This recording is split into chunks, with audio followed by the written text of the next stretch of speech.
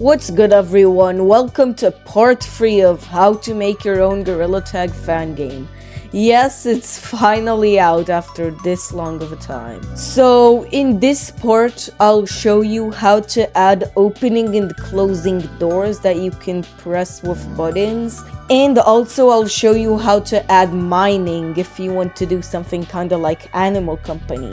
So of course, as usual, you want to have your Handland SDK as the final version. If you don't remember how to do that, then check out the previous part because I show how to do that in that part. Okay, now one thing kinda annoying about updating your Handland SDK is that your player models will go back to the default one, so you would have to redo that.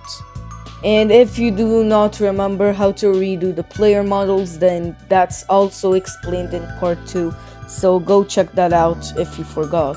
Oh, and also one thing to mention is that with the new update, there's also PL Mine, and you would also have to do the player model with that, because it's another important thing.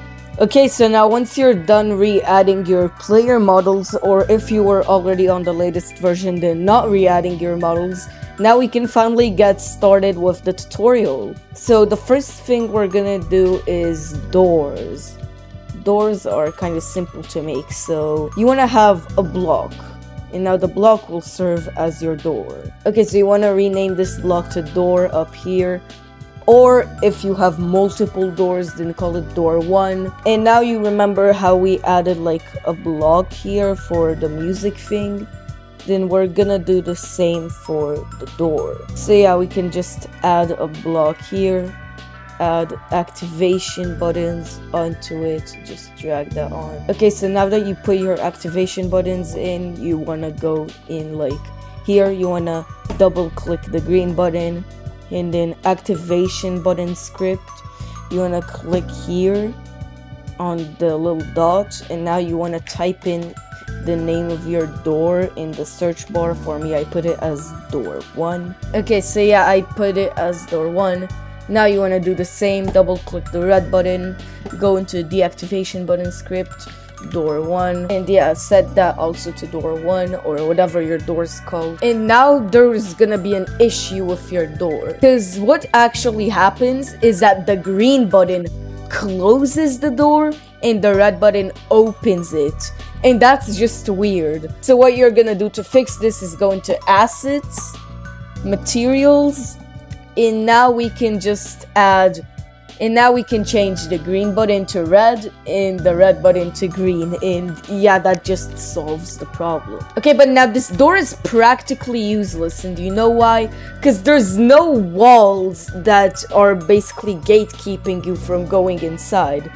Instead of pressing the buttons to open the door, you can just simply walk around it. So what we're gonna do is add our walls. Okay, so now I'm starting to develop actual gameplay, because my idea for here is that this will be the lobby, and then here will be the mining area. Okay, so yeah, here we will have our mining area. So now I'm gonna show you how to add mining.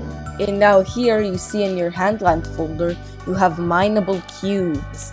So you wanna drag those right in, the mineable cubes. And how these work is that they are basically just mineable, and you can mine them with the pickaxe. But now we don't have any pickaxe to mine with, and that's a problem. So to add ourselves a pickaxe, we need to go into PL build or PL basic.